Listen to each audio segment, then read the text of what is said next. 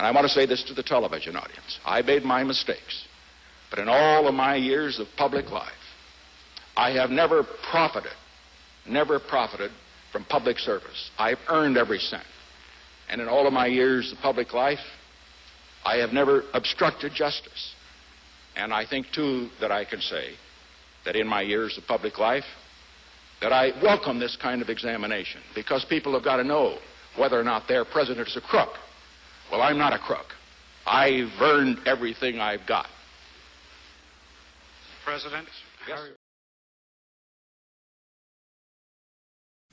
But I want to say one thing to the American people. I want you to listen to me. I'm going to say this again. I did not have sexual relations with that woman, Miss Lewinsky. I never told anybody to lie, not a single time, never.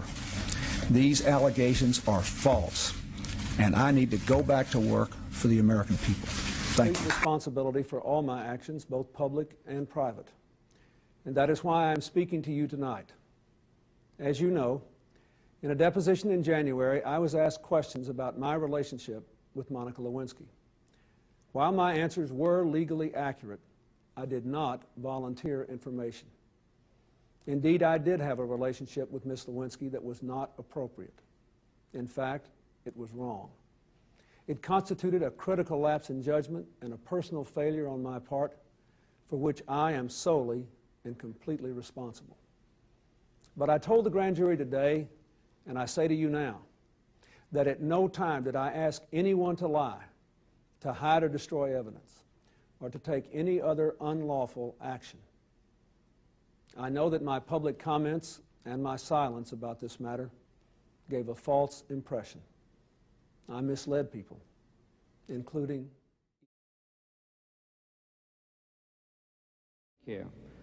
Now we have an opportunity to move toward national health insurance with an emphasis on the prevention of disease, an emphasis on outpatient care, not inpatient care, an emphasis on hospital cost containment to hold down the cost of hospital care for those who are ill, an emphasis on catastrophic health insurance, so that if a family is threatened with being wiped out economically because of a very high medical bill, then the insurance would help pay for it.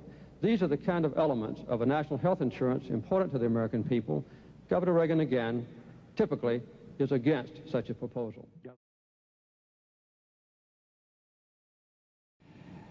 Next Tuesday is Election Day. Next Tuesday, all of you will go to the polls, will stand there in the polling place and make a decision.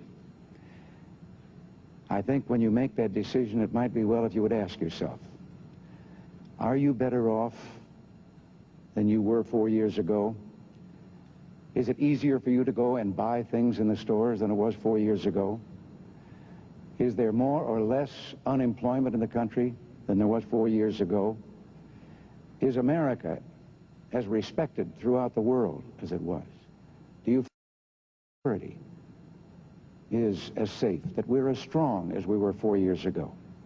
And if you answer all of those questions yes, why then I think your choice is very obvious as to who you will vote for. If you don't agree, if you don't think that this course that we've been on for the last 4 years is what you would like to see us follow for the next 4, then I could suggest another choice that you have. Read my lips. No new taxes. I will keep America moving forward, always forward, for a better America, for an endless, enduring dream and 1,000 points of light. This is my mission, and I will complete it.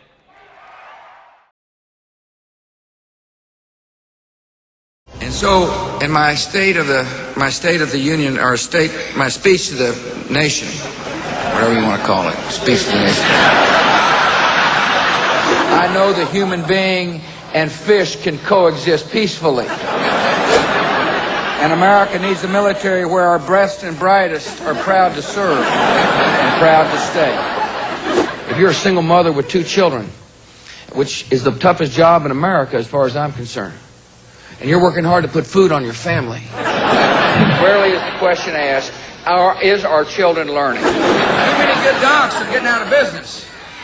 Too many OBGYNs aren't able to practice their love with women all across this country. See, I don't think you can be. There's an old saying in Tennessee, I know it's in Texas, probably in Tennessee, that says, fool me once, shame on you.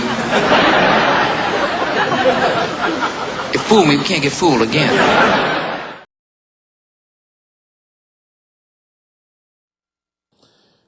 Because, you know, it is just wonderful to be back in Oregon, and over the last 15 months we've traveled to every corner of the United States.